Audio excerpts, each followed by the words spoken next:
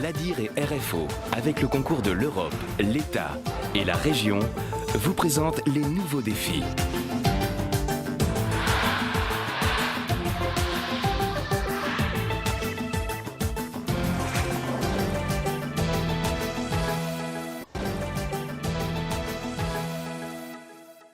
Ça va alors, depuis ton parcours, alors ta VAE, qu'est-ce qui s'est passé?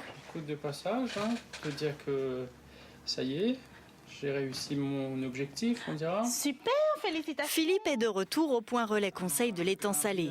Il y retrouve Fabiola qui l'a conseillé en 2004 alors qu'il se lançait dans une démarche de validation de ses acquis de l'expérience. Il était à l'époque demandeur d'emploi après avoir passé une dizaine d'années dans le milieu des assurances.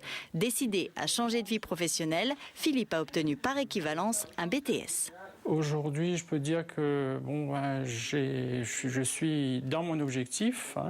Je suis arrivé à être responsable d'antenne de formation professionnelle. On voit comme quoi le dispositif il t'a bien aidé à gravir. La VAE, dans son dispositif, effectivement, est un moyen pour pouvoir, on va dire, accéder à des niveaux, à des activités différentes de celles que l'on pratiquait auparavant. On va prendre en compte la demande de la personne.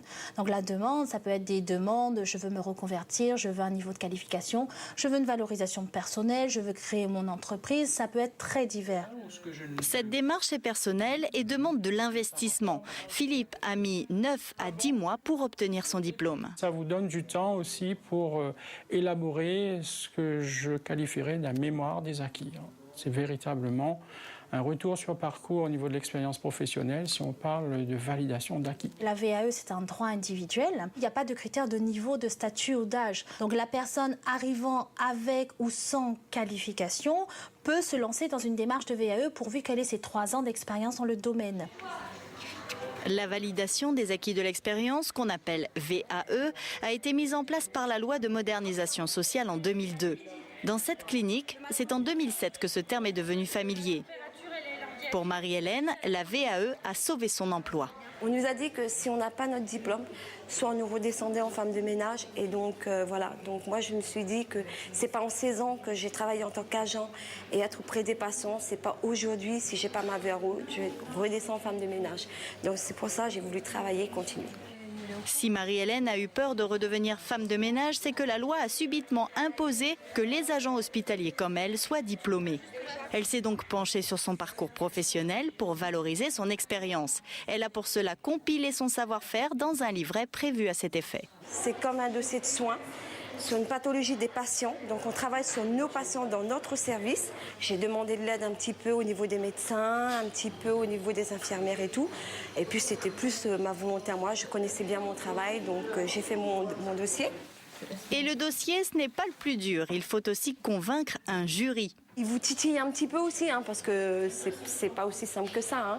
Donc ils veulent vraiment bien savoir ce que vous faites dans le service.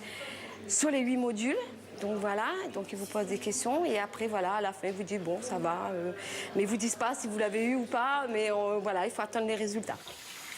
Corinne a quitté l'école à 18 ans. Elle aussi a commencé comme femme de ménage à la clinique et a tenté de devenir aide-soignante diplômée.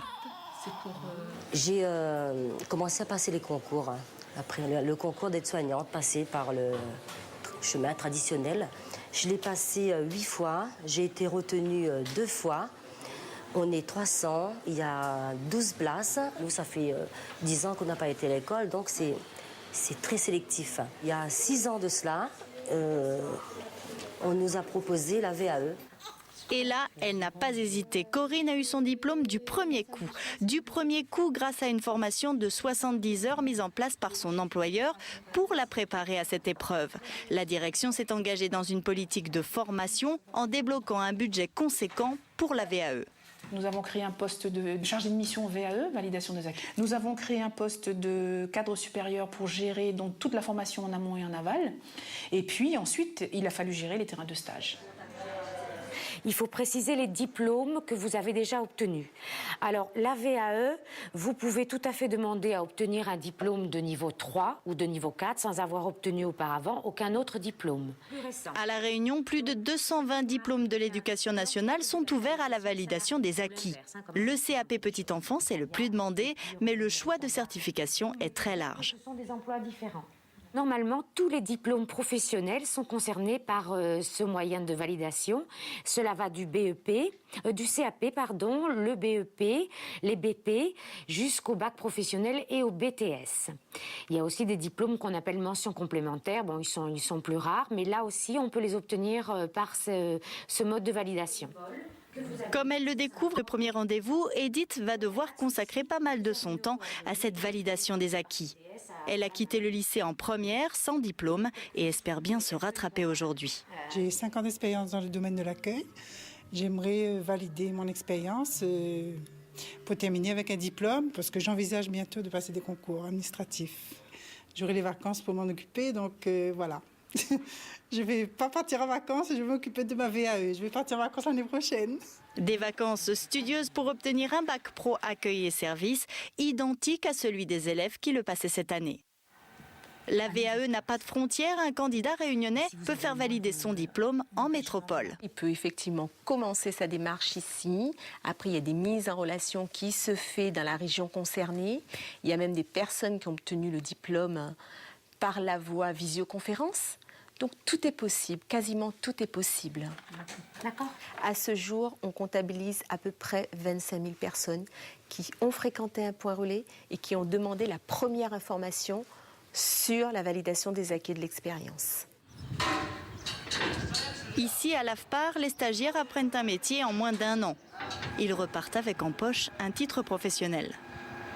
L'AFPAR est un des centres agréés par le directeur du travail qui met en œuvre les formations et les plateaux techniques pour les titres professionnels.